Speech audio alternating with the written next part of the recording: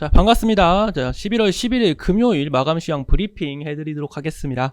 금일 국내 증시를 살펴보면 전반적인 상승 랠리가 나와준 모습이죠. 코스피 같은 경우는 상승 종목 780개, 하락 종목 108여 개, 코스닥은 상승 종목 1280여 개, 하락 종목 190개로 마감한 모습입니다. 수급을 보시더라도 금일 외인과 기관의 동반 매수세가 나와주면서 개인의 매도세를 다 덮어버리는 모습이죠. 외인의 강한 매수세 속에 비차익 순매수 역시 강하게 들어왔습니다.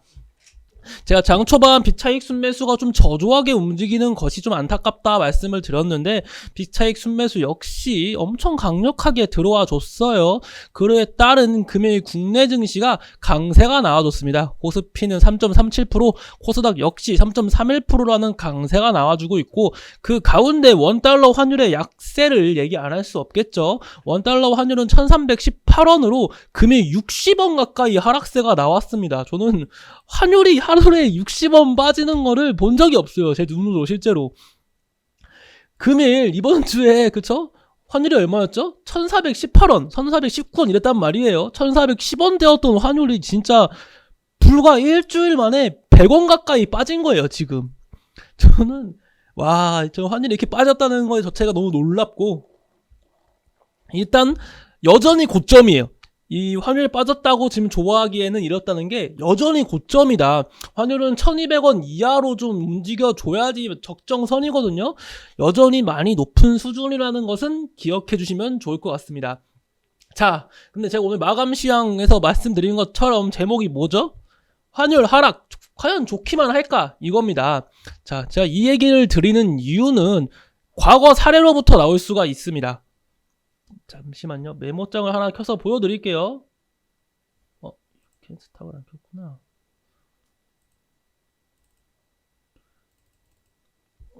잠시만 기다려주세요.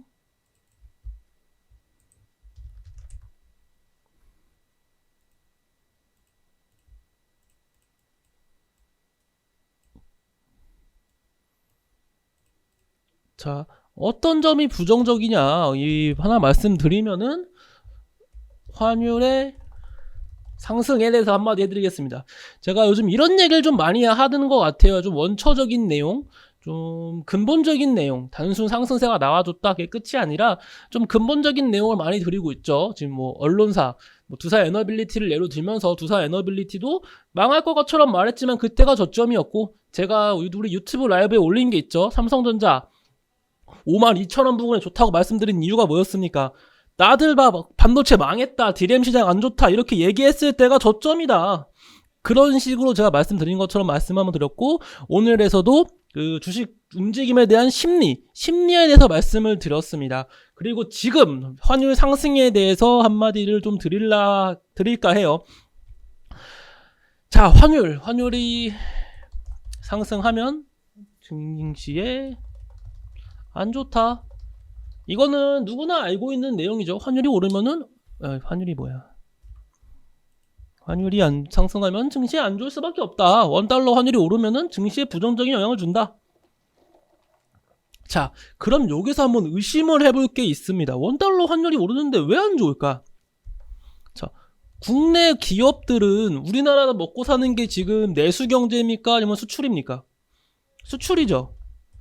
수출이면은 즉 환율이 오르면 좋은 거예요.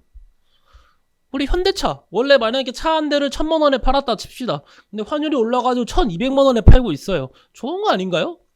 환율이 오르면 좋은 겁니다. 근데 왜 환율이 오르면은 증시에 안 좋고 주가에 하락이 나와줄까요?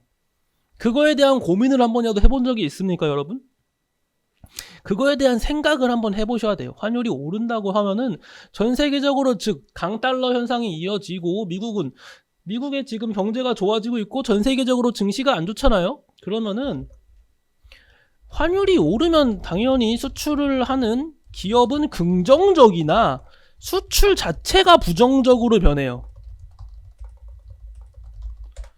옛날이었으면은 현대차 만약에 우리 지금 증시 좋고 지금 기업 너무 좋으니까 너네 현대차 차량 100대 사줄게 하면 좋죠. 근데 기업이 좋으면 100대에서 200대까지 늘어나는 건데, 지금 이렇게 경기 침체가 일어나고 환율의 상승이 계속 나와주면은 100대 사봤자 사람들이 안 사요. 경기 침체라서 100대가 있으면 그중 50대를 살까 말까 이러고 있습니다. 그러니까 내가 1000만원 받던 걸 1200만원으로 받아도 의미가 없다는 거예요. 왜냐면은 100대를 팔았었는데 50대밖에 못 파니까. 이러니까 수출 기업하는 기업한테는 긍정적일 수 있으나 부정적으로 작용한다. 그렇게 말씀을 드리는 거고, 자, 환율에 대해서 한 마디 더 해드리면은 환율의 상승세. 환율이 만약에 꺾이면은 지금 좀 꺾였잖아요. 1,400원대에서 꺾였으면은 과거 사례가 있습니다. 과거 사례를 보시면 한 차례 꺾여가지고 이게 쭉 약세가 나온 적은 많지 않아요. 실제로 1,400원을 아이고 작게 보이네. 1,400원을 이탈하고 약세가 나와주면은 지속적인 우하향 그림이 나와준 적은 많이 없다. 지속적인 우하향이 나오다가 다시 한번 반등이 나와준 적이 과거 사례에서 많았단 말이에요. 그렇다는 것은 과거 사례를 미추어 보았을 때 환율이 재차 상승세가 나올 가능성이 크다 작다? 크다. 그렇게 말씀드리고 싶네요. 자, 그래도 어쨌거나 단기적으로 보면은 이건 과거 역사일 뿐이고 하나 더 말씀드릴 게 있습니다. 자, 영국 다음 주 96조 규모의 부자 증세 지출 삭감 계획 내놓는다. 이거 아침에도 말씀드렸던 내용 중 하나예요. 우리 돈으로 96조 규모에 달하는 지출 삭감 예산을 내놓을 것이다. 영락는 생 자체가 지금 점점 긴축을 하고 있잖아요. 애초에 트러스 총리는 돈을 더 풀라는 그 계획 속에 전 세계적인 비난을 받고 영국 파운드화의 가치가 떨어지고 패러티가 붕괴되고 아주 개판이었죠. 하지만 트러스 총리가 사퇴하고 새로 총리가 된 리시 수넥 총리는 더 돈을 아끼겠다 이러고 있어가지고 파운드화의 값어치가 올라가고 있고, 파운드의 값어치가 올라가니까 달러의 값어치가 내려가고 있는 현상이 나와주고 있습니다. 자, 그러한 가운데 추가적으로 지금 파운드화의 값어치를 올리려 하고 있어요. 파운드의 값어치가 오른다면은 당연히 달러의 값어치가 떨어질 것이고, 달러의 값어치가 떨어진다면 원달러 환율 역시 추가적인 약세가 나와줄 수 있다는 점까지는 고려해 주시면 좋을 것 같습니다. 이 리시 수넥 총리의 이 계획이 다음 주 중으로 전망이 되니까 다음 주에 어떻게 움직이나 이 점 한번 살펴보시면 좋을 것 같습니다. 자, 그리고 중국의 제로 코로나 완화 공식화 실제 적용은 6개월 이상이 전망되지만 중국의 제로 코로나 완화를 시키겠다. 중국도 하늘길이 열린다. 이와 같은 얘기가 나와주고 있습니다. 중국의 제로 코로나가 완화되면은 당연히 리오프닝 관련주가 이슈가 돼가지고 상승세가 나와줄 수 있거든요. 대표적인 리오프닝 관련주라면 뭐가 있을까요? 방금 보신 것처럼 항공주, 여행주, 그리고 화장품 관련주, 이러한 종목들이 대표적인 리오프닝 관련주라고 선정할 수 있겠죠.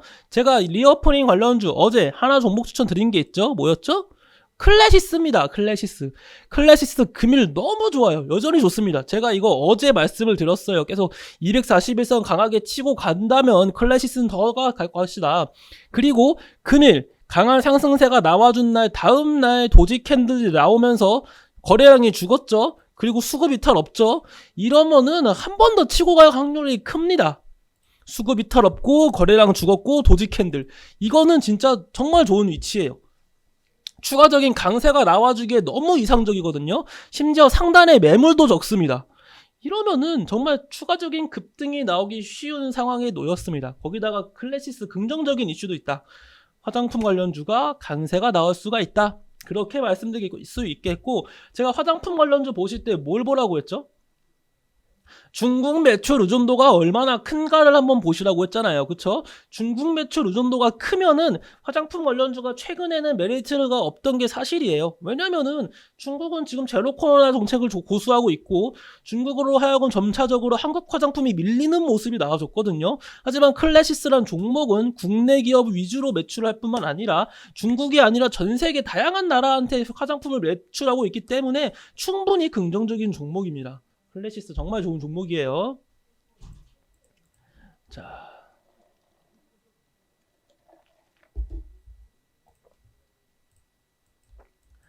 자, 그리고 계속해서 말씀드리면은, 자, 오늘 제목에 대한 얘기를 계속해서 해드리겠습니다. 미중 14일날 첫 정상회담을 한다. 첫 대면 정상회담이죠. 정확히 말하면은 이게 정말 중요해요. 정말 중요합니다. 미국하고 중국이 서로 청원했었으나 정말 처음으로 대면 회담을 한다는 거거든요. 자, 북한 핵도발, 대만 이슈, 시진핑 3년임 관련돼서 서로 줄다리기를 할 겁니다. 자, 미국은 중간 선거가 끝났지만 바이든 생각보다 민주당이 선전을 했단 말이에요. 그렇다는 것은 다음 대선도 고려를 해야 됩니다. vs 시진핑은 3년임을 했어요. 그렇다는 것은 무언가를 보여줘야 한다. 서로 이게 지금 팽팽하게 줄다리기가 나와줄 수 있거든요. 자, 미국하고 중국이 어떤 내용을 주고받을까? 이거 좀 정말 중요하죠. 첫 번째, 대만. 시진핑 지금 주석은 대만을 무력을 사용해서라도 통일시키려겠다, 뭐 이런 식의 발언을 하고 있어요. 미국이 과연 가만히 있을까요? 절대 가만히 없습니다. 당연히 이에 대한 반발을 할 거예요. 그뿐만 아니라 이제 북한의 핵 및 북한의 도발.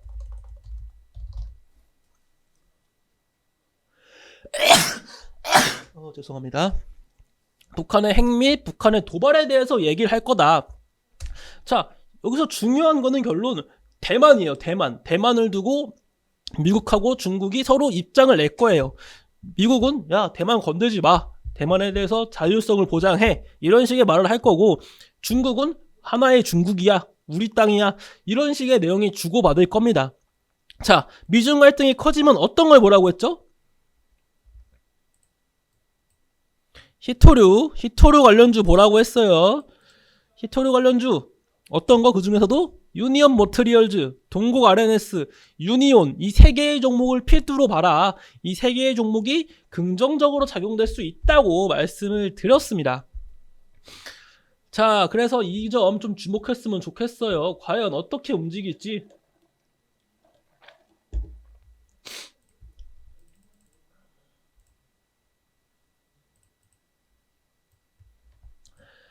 자, YTN, 공공기관 보유 YTN 지분 31% 25년 만에 전량 매각한다. 정부가 한전 KDN과 마사회 등 공공기관이 보유 중인 YTN 지분 31%를 매각하기로 했다. 한번 시간의 거래소 볼까요? YTN이 얼마나 오르고 있나? 약간 그렇게 엄청 강력하게 가진 않네요. YTN.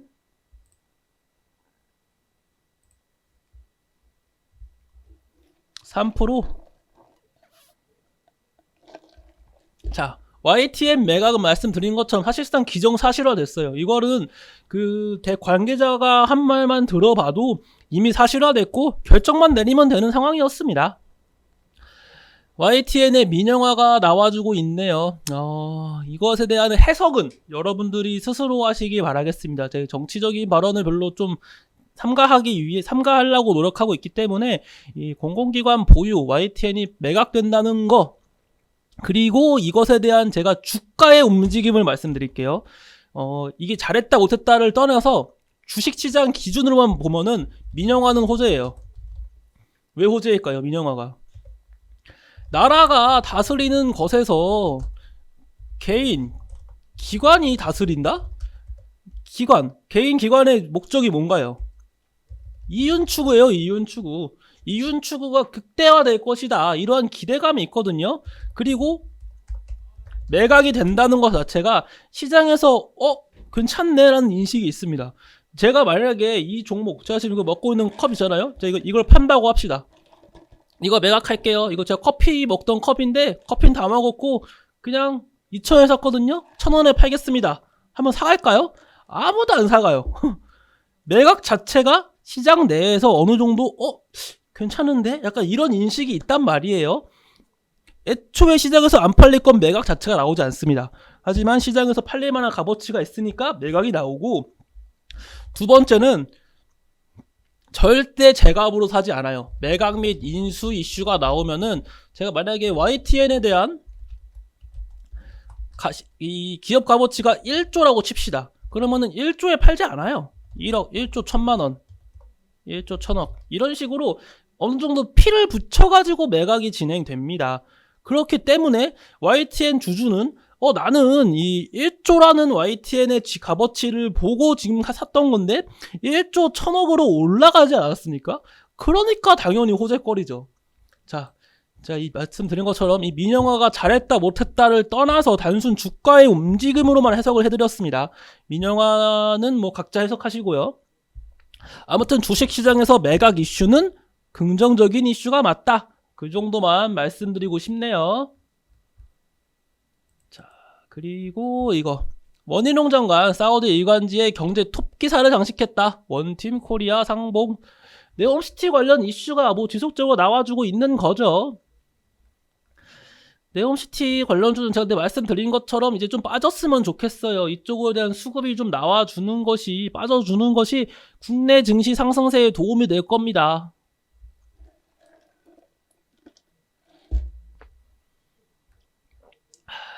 자, 그리고 장중에 이거 원전 관련 이슈도 지속적으로 나와주고 있다. 폴란드 원전 자금 얘기가 나와주면서 원전 관련 이슈도 끝이 없이 나와주고 있습니다. 이 점 알고 계시면 좋을 것 같고요. 자, 그리고 이제 하나 더. YTN에 대한 지분이 매각하니까 이제 YTN이 팔렸으니까 MBC도 지금 매각 이슈가 있잖아요. 민영화 이슈가.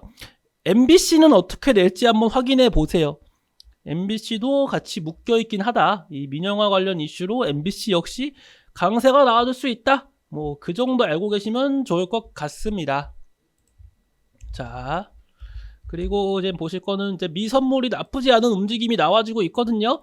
금일 뉴욕 증시에서 상승세가 얼마나 나오는지, 하락세가 나온다면 이제 또 얼마나 하락세가 나올 것인지 한번 체크해 보시길 바랍니다. 자, 일단 금일 마감 영상은 여기서 마치도록 할게요. 간만에 정말 이렇게 강한 상승 랠리가 나와가지고 참 기분이 좋은 하루였거든요.